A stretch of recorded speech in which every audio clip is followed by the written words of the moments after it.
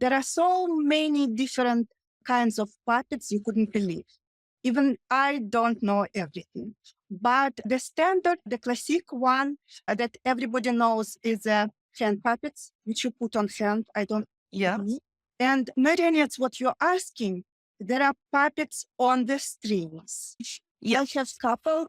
They could have many strings. Okay, I just put this one away. They could have many strings, but mine Indian one, it's not my own. There are gifts. They just few.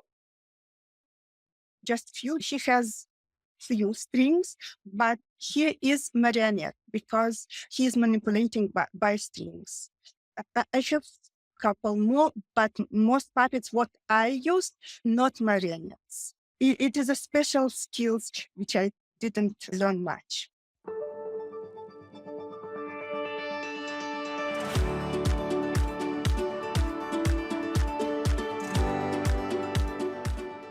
Hello, listeners, and welcome back to the Age of Reinvention.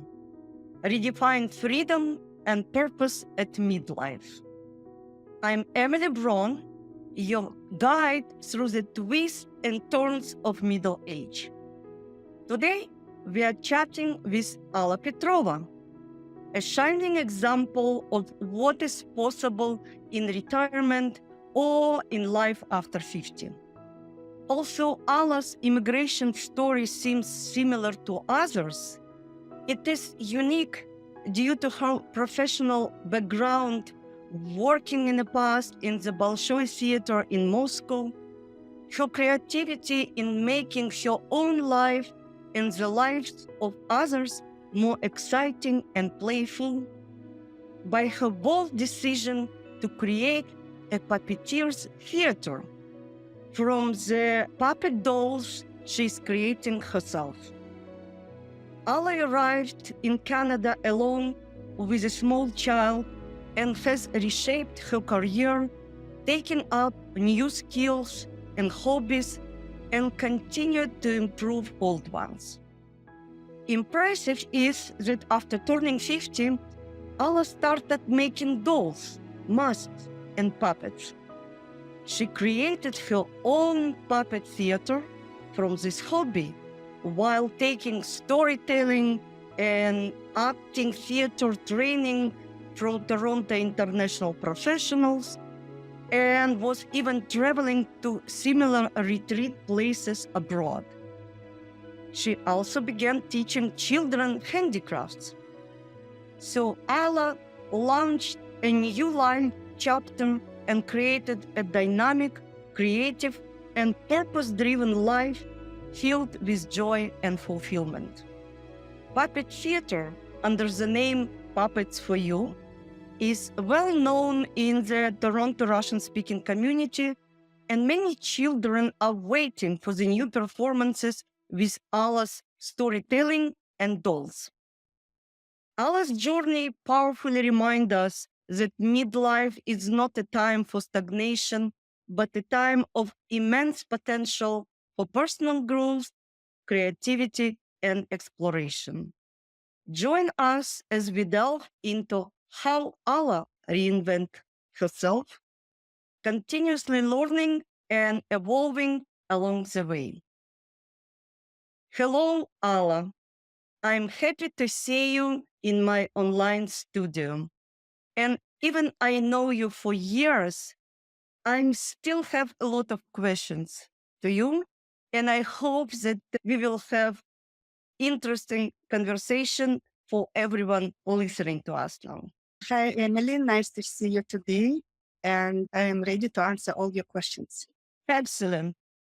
First of all, we are starting from the roots, from the beginning.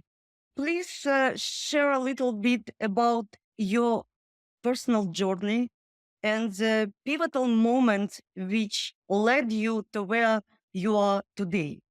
I know about your storytelling skills, but I will ask you several questions along the road. Let's start from your childhood. Okay, I'm actually from Russia. I was born in Moscow. and grow up, and all my life I lived there. Most of my childhood I spent with my grandma and granddad because my mom was working full time. My grandparents lived in the center of Moscow. I still have friends from my class, and spending time in the center of Moscow, just between buildings, places, yeah, theaters around, yeah, it's make my life. My granddad, he is the fur maker. And he got his occupation by as a family tradition. So I didn't pay attention much for this. I just grew with him. But when I was finishing school, I didn't have questions where to go. I know what I want to do. I love to sew, and I'd like to continue this way, this role. That's why I went to learn fashion designer occupation. And it's happened that I learned at night school. If you're learning at night, you have to work in the daytime. And that's probably you are most interested about. My first job became to be as a master of theatrical costumes for women, and I did it in the Bolshoi Theater. So even without, before graduating a fashion design school, you were accepted to Bolshoi Theater to work with the costumes. I'm surprised. No, it's not a surprise because I was taken as a apprentice. So I wasn't a master. I work with the master. I had my own master, and I learned everything from her, from this lady, and all of us go from school. And we worked there and studied in a different schools at the time. Yeah, because I know that Russian theatrical tradition of making costumes, it's art by itself, but let's But nobody born as a big artist. All of us have to study and grow. sure. So let's jump to the point when you decided to immigrate from Russia to Canada. Yes, it's a story of many people. I make this decision when I already have a daughter, and I was scared to leave her alone outside. So yes, I'd like to live in a more constant, safe place, and that's why my family decided to immigrate to Canada. You were very active in creating new costumes, but it's still far away from what you do now. And I know that over years living in Toronto, you were working as graphic designer, I believe. Yes. The dressmaker, it was my first occupation. When I graduated fashion school, I became a fashion designer. And many years I am working back in Russia as a fashion designer, as well as a craft teacher when my daughter was growing up. But when I came to Toronto and started looking for a job, I go back to my dressmaking skills. It was surprising for me that my hands didn't forget any. When I interviewing in the first company, it was a kids cloth company. They accepted me to the design department, and I working a little bit, not for a long time, for the kids cloth company in designer department. And after that, I work not long in a wedding dress company. When I realized that wedding dress building, cutting, and making very close to theater costume. Yes. And after that, I go to study. Uh, I came to Canada with zero computer skills, zero. So I start to learn computer and some design programs. And after graduating this 3 month school, I found my graphic design occupation and working in the first company for 20 years. So, how did you come up with the idea of creating a puppet theater? I understand it was long way till it became theater, or saying different words, how did you become a puppeteer and actually created theater puppets for you? Because started to work as a graphic designer and continue and improving my computer skills during years.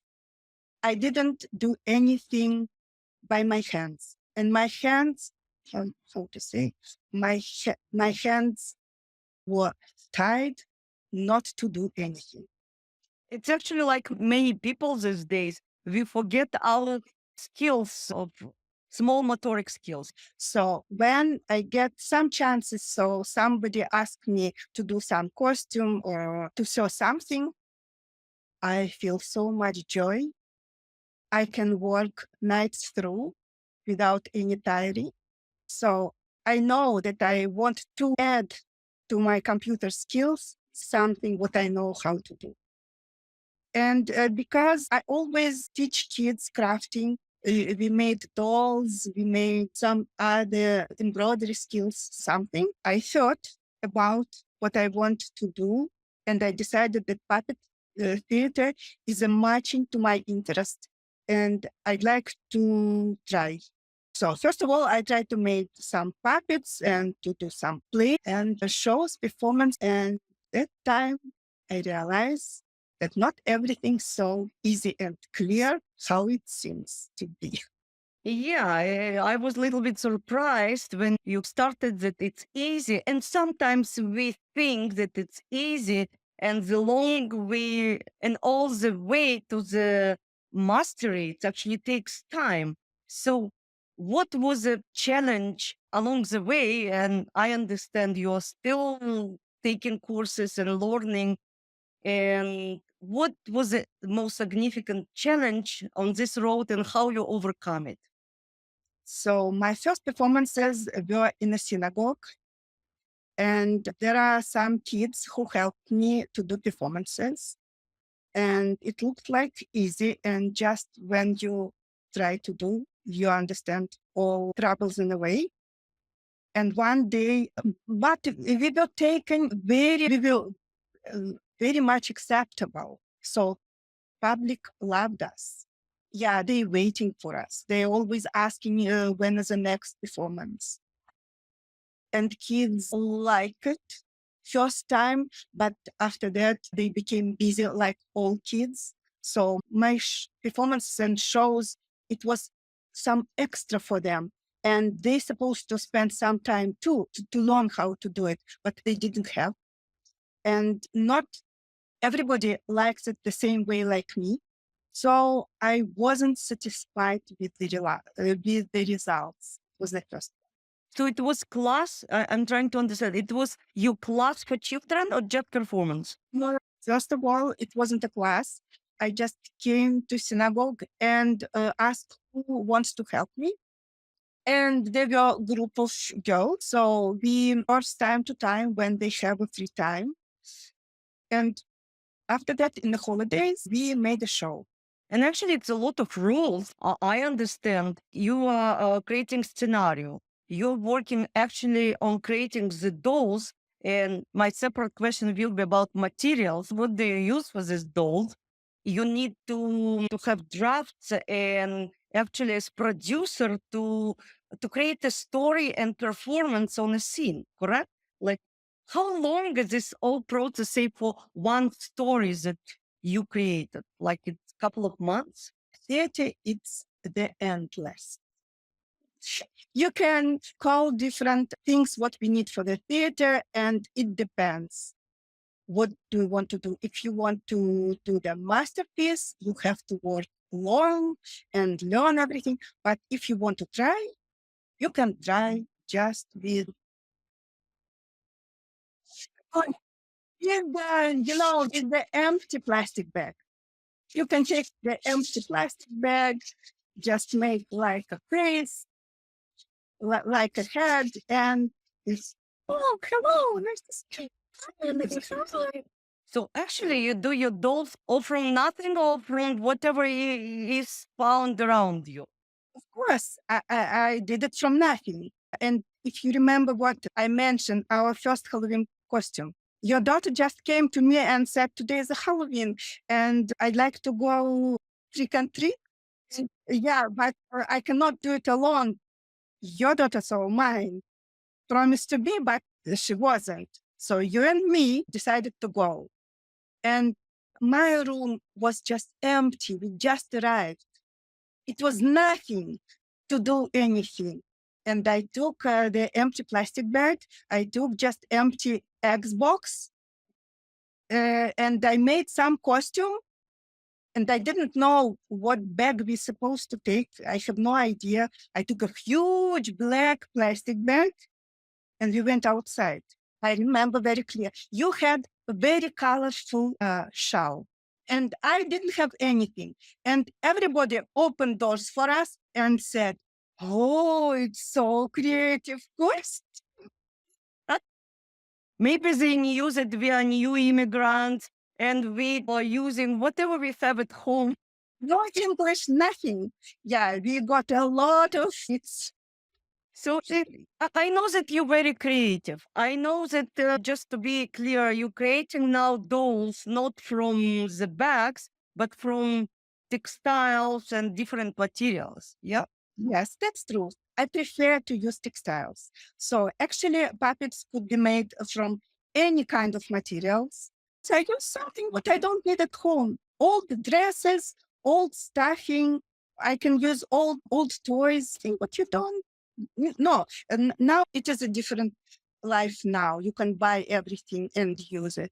But if you don't, just use what you have. It is a direction of the styles which called trash to treasure. Oh, no, it's a terminology, trash to treasure. And actually, it's you create treasure from kind of nothing, from leftovers. And I was always amazed how you can find something valuable in trash. Okay, I always surprised. So sometimes it happens, sometimes it doesn't. So you never know. I took a few dolls to show. So this one actually was my first one later on when I studied at school. And this is my first baby. Yeah. Hello. Nice to see Emily. Oh, hello. And I'm sorry for some of you who cannot see this lady. But tell us, please, what is the difference between marionette and puppets, which I sometimes mixed up? Okay. There are so many different kinds of puppets you couldn't believe. Even I don't know everything. But the standard, the classic one that everybody knows is hand puppets, which you put on hand. I don't. Yeah.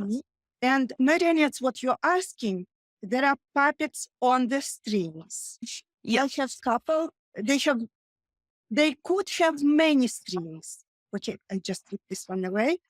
They could have many strings, but mine Indian one, it's not my own. There are gifts. They just few, So it's a different traditions because I know Japanese traditions, yeah, of dolls. It's Indian. Yeah. yeah, it's Indian. Yeah, she has few strings, but he is marionette because he is manipulating by strings. I have couple more, but most puppets what I used, not marionettes. It is a special skills which I didn't learn much. No, it's your secret. I understand it. Well, it's not my secret. I just don't have this kind of skills. I can make this puppet, but it's hard to manipulate. I see. I see. Yeah. And the puppet which I showed first, her name is Maggie. Maggie. Yeah. This kind of puppet is a Muppet. She manipulated by using mouse, open and close. Yeah. This kind of puppets new because first one was created in 1950s by Jim Henson in US. It is very popular in America and not so much in Europe. I learned these puppets just here in Canada. I didn't know about them before. But I actually know that you traveled several times and you will speak about it maybe later, to different places to learn different puppet traditions.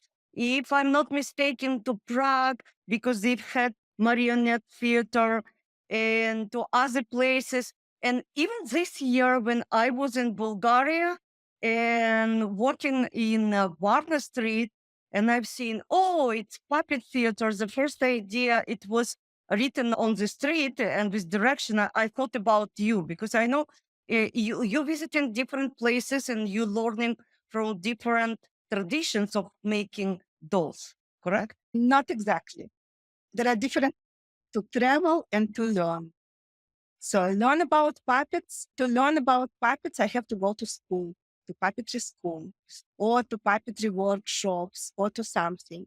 And what I'm doing when I'm traveling, I just looking for the places. It's not very easy to find. If you are lucky, you can find it, but it's not very easy to find. It's not so popular like something else. And if you're lucky, you can found something. If you are not, you couldn't. For example, I traveled to Spain. I watched the special film which was made for Puppets Festival, and it was made in Spain and showing like puppet city in each corner. Yes, each corner we have different kind of something store, marionette place or something.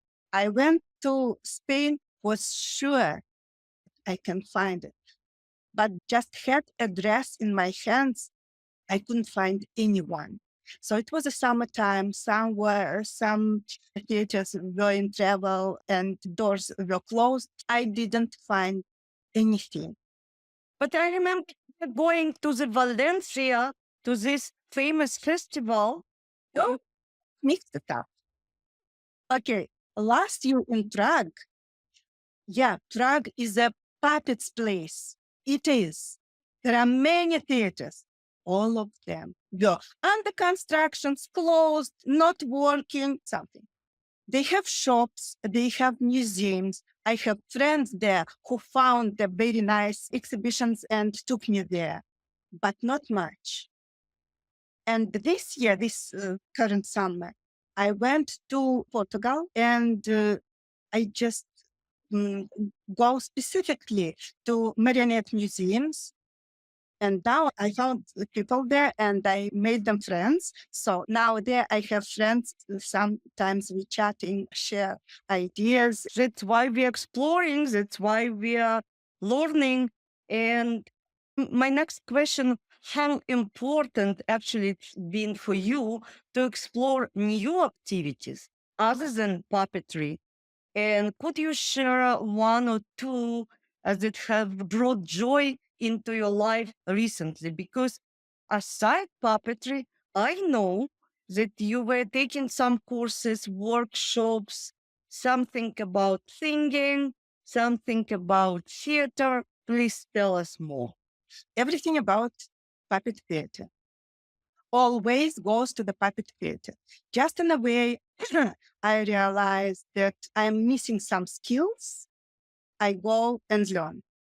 So first of all, it was the decision to go to the School of Puppetry because I was searching around and didn't find anything else except one Toronto School of Puppetry. It's the name of the place, but they created course just once in a year. It was for a few weeks, so I had to take some time of work because it was intensive, full time, and it was expensive. And first of all, because I didn't think about puppetry so seriously, I didn't want to spend much money for that, and I didn't have it. But when I already tried and decided and understood that it is a full wall, I cannot go through. It is my limit. I have to do something with that. I went to the school. It was it was the greatest decision which I made. I learned so much for days and weeks, and it's open sky for me, new horizons. Yes, I see different. I understood, like you were asking me, I understood how many kind of puppets exist in the world, and actually many things which use not live subjects in the shows and in the performances. It is a puppetry, and puppet could be not just a doll, like a doll, but it could be a box, a bottle, or some not alive object at all. This kind of puppetry called object puppetry. Oh, it's something modern. I understand. And I understand that every culture actually offering their own traditions, probably some of one ancient and some of them modernized. But with all this, you created your own style, I believe, because I've seen your dolls, puppets. First of all, they are different from different probably technique that you learn, different size. And first of all, I believe you cannot know and be professional like in all these techniques because but you're learning them in order to create your own. Yes, because for me it is a hobby, and I like to try different things. I still make different puppets. Actually, different shows has different puppets, and because I'm curious, I always try which is working for me.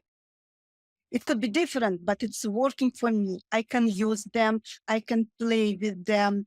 And your other questions, yes, you ask different skills. That during the puppeteering, I learned that I need skills to play in a stage. And I go and learn theatrical skills because I understand that I couldn't live without that. I have to learn a lot, and it's never enough. It's different kind of forming too. It's different. So I understand that from each training you taking and you continue to do it, you adopt some elements or maybe some ideas that you get along the training. You try to implement to your next show or maybe upgrade your current ones. Yeah, of course. That's why I go to class. And sometimes I just bring to class what I already learned before, what I already know. Looking at the big picture and speaking about your decisions at different points of life after 50, can you describe some moments or experience that significantly changed your perspective on living a fulfilling life in midlife when you decided I need to do something? I know that you were always curious person, you like art, theater, but it was some trigger which probably turn your attention again to this decision. Fortunately, it's happened just exactly when I get 50. It's happened suddenly, altogether. But the trigger was that my daughter is grow up and started her own life. She getting out of my life to her own. And in my life, it became a so big, empty hole, which I couldn't live with. I have to fill it up with something. And at that time, I just thinking and make a decision about puppet theater, and it started to go. So there are ways, actually creative ways to fill in your internal emptiness. And actually many people after 50s coming to the similar stage. There is even kind of official name empty nesters when children are flying away and you still have enough energy and experience, life experience, and you at this point thinking what to do next. And great that you've had these hobbies and skills actually, and you're working toward it to create something new that you're enjoying, and actually you bring joy to others. And now I know that you had some fantastic adventures during your travel experiences, and it is also side of your activities in addition to puppetry. Would you share maybe what this travel lessons taught you or how it's complementing to your life after 50? Travel is always nice. Each trip just gives more ideas, memory, experiences. I understand that it's not for everybody because everybody has their own feelings and brave or not brave. And because I have this main idea in my head, like puppetry, I just follow and where I am getting sometimes. But my last previous workshop was the clown workshop. How I get to the clown workshop, I just decided to try. So maybe it will be your next reinvention? No, because clowning is very related to puppetry. Because clowns work, our puppetry is, we can call it our props, something. We call it enhance. But clowns working without it, it's much harder. Yeah, I decided to try the skills because my puppeteering is not when I'm hiding behind the screen. I am with the puppet. It's a different kind. It's also more new style. So I have to play. That's why I need acting. I have to interact audience. That's why I need clowning. I need storytelling skills that I was also learned. And I think it's important to follow intuition, to go what you like to do. Just listen your insights and don't be scary. Just go and try and don't do it if you don't like. So it's your recipe for the happy, fulfilling life at this stage. Learn a lot, different things. If you just feel kind like it, just try it, just learn. And just after that, you can understand, do you like it or not? And if you have many, you have a choice. What you want to learn deeper, continue to do it, or you don't like. And don't wait, don't waste your time. Time is limited. So just go and do it. At the age of reinvention, we believe in finding joy in the everyday. How do you incorporate this philosophy in your daily life and work? I wouldn't say that just puppetry is my joy. No, my joy is family most of the time. You enjoy? The idea deep inside was I'm gonna do it for my family sometime. I maybe get a grandchild. My child is grow up, but probably I get something else, the grandchild. And I have now, yes. And actually he likes it, but not so much like me. I know it for sure, but I'm doing as much as I can. This is a joy. My joy, it's not a recipe for everybody, but my joy thinking about what I'm gonna do next. I have my puppet, for example, dance, how I can make him dance. So you have to keep in mind what kind of dance, what kind of stage I'm gonna have for this performance. Is it on the floor or it is a high or it is a totally covered? And that dance is depending on of my stage too. So there are many different things, but yes, solving problems, exploring new materials, exploring new styles, different kind of puppetry. We didn't talk about it, but it is very interesting part of puppetry, like shadow puppetry. And I'm gonna have my next workshop in the shadow one. It's very interesting.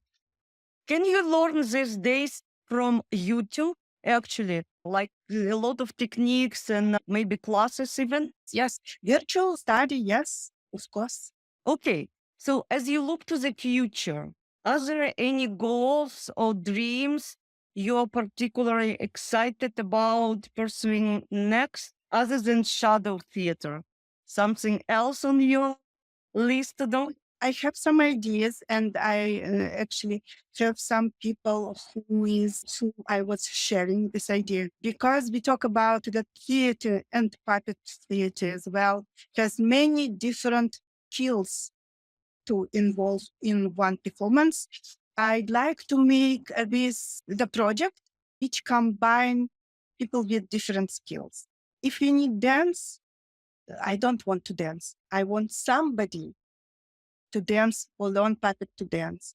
If we need music, somebody create music for this show. And if we need singing, some people who can sing for the. So it's going to be a multi project. But the main idea going to be a fairy tale, as I usually use, with puppets. Interesting, and I hope you will. It will be some announcements in our community and actually in Toronto. I know that many people in Toronto know you, not only in our Russian-speaking community. And I'm really happy to see and observe actually your constant reinvention and work and study and traveling and actually enjoying your life. And I believe even you, maybe it seems to me that you're happier now comparing with time when you were just arriving to Canada, as I remember you. It's different periods of time, and I try to enjoy every moment. I don't want to live sad life. It's always when I have something sad, I have to think about something happy. Absolutely. I think it's a recipe that we all need to work on. And so, what message do you want to share with others who are navigating midlife and seeking to reinvent themselves, whether by finding new purpose, adopting new lifestyle, or embarking on the new adventures? I know that you already shared some tips and advices, but many people in this age and even younger, they suddenly get the time, kind of me time or this retirement, and they don't know what to do with suddenly received free time. What you would talk to them? I shared some Chinese friend who was a little older than me, and he told me, I'm going to retire soon. I have to learn how to do it step by step. You don't know yet. It's hard. So I am learning it now. I go to dance, I go to sing, I go to do different things which I never did in my life. So when I will retire, I already know what I want to do. So try new things. This is my advice. Try new things. Don't be scary. Use some sports. It always works. Painting. Anyway, who likes what he likes, just try it. But just from my own side of view, use the handwork. It's a very helpful skills, very useful skills. It's very useful for kids because when they do something with the hands, with the fingers, it's improved their mind, their brain. But it also works for adult people, for people in our age. It makes your memory works. It's help you to see new goals, new ways to do, new community circle, new just involve new people in your life. Just simple craft work. Thank you. I understand it's your recipe and it's proven recipe because it works for you. It works for people who are actually trying to learn new skills. And you're teaching handicraft, correct? I'm teaching handicraft. I'm teaching kids. It's not my full-time job, but also you ask about my plans. Yeah, this kind of project what I talk about. Yes, and other one to make puppet theater for seniors. Yes, it's another my idea. Or they want to involve seniors or just different stories for senior? Yes, exactly. So seniors, I saw this project in Portugal. So that's why I get the idea. Just people with the limited mobilities and skills, they can use the puppets which already made for them and using them, telling their stories. Very interesting. Look, I'm excited for you for this project. And actually, this project might be endless because different people, different stories. And I believe that you're fully equipped already to work with seniors and with dolls, and it will make life of seniors better. And I commend you on your plans. Thank you very much for being with us today, Alla. And I wish you very success in each of your projects already in your head and the future ones that I believe will be in some time. I was enjoying our conversation, so I hope others will do the same. Thank you for conversation.